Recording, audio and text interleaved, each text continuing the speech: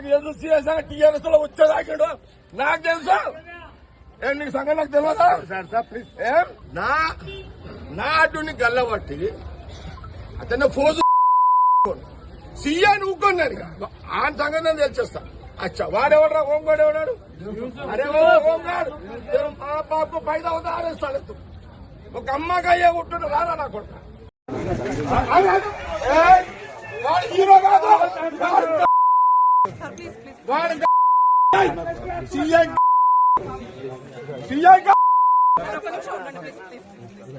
వాడు ఇంకా నువ్వు సినిమా హీరో అనుకుంటున్నావు. పోలీస్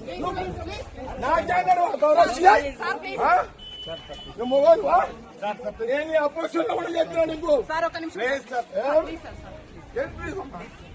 నా క్యాండిడేట్ చేయు గల్లబట్టినంత ధైర్యం ఉందా సీఐకి? వాటి జగ్గారెడ్డి ఎట్లంటారు మీరు కేసులు చేసుకోండి నేను జరగా. ఆహా ఆహా అవి మాటలు కావు, సత్యవాక్కులు, ధర్మసూక్తులు, సుభాషిత రత్నాలు, పబ్లిక్ కు జ్ఞానోదయం కలిగించే నీతి సూత్రాలు. నా కొడుక లం కొడుక పోజులుదే అంటే ఊకోను, వాని సంగతి చెప్తా. అరే సాలేతుం అమ్మ అయ్యకు పుడితే రారా నా కొడుక.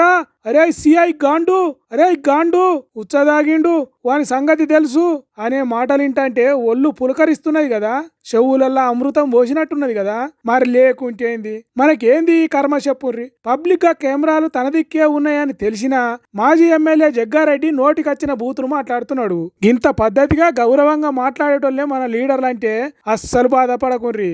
ఎందుకంటే అట్లా మాట్లాడిన బూతులే జ్ఞానోదయ సూత్రాలు. కాబట్టి మళ్ళా వాళ్లే మన లీడర్లని చెప్పుకుందాం, వాళ్ళను నెత్తిన పెట్టుకొని ఊరేగుదాం. మనం ఓట్లేసి వాళ్ళను లీడర్లను చేసినందుకే ఇప్పుడు పోలీసులు సప్పుడు చేస్తలేరు. అధికారం వాళ్ళ చేతిలో ఉన్నది కాబట్టే పోలీస్ ఆఫీసర్ల మనోభావాలు దెబ్బతింటలేవు ఇప్పుడు అంటున్నారు జగ్గారెడ్డి తీరు చూసిన జనాలు. మరి ఇట్లెందుకు కోపం చేసిండు జగ్గారెడ్డి సారు అంటే, ఓ పోలీస్ ఎవలదో గల్లా పట్టిండట.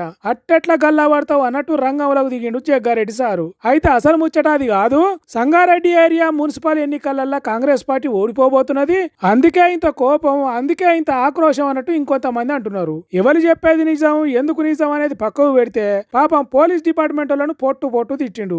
అధికార పక్షంలో ఉన్నాడో ప్రతిపక్షంలో ఉన్నాడో తెలియకుండా పోలీసుల మీదకి ఫైటింగ్ పోతున్నాడు.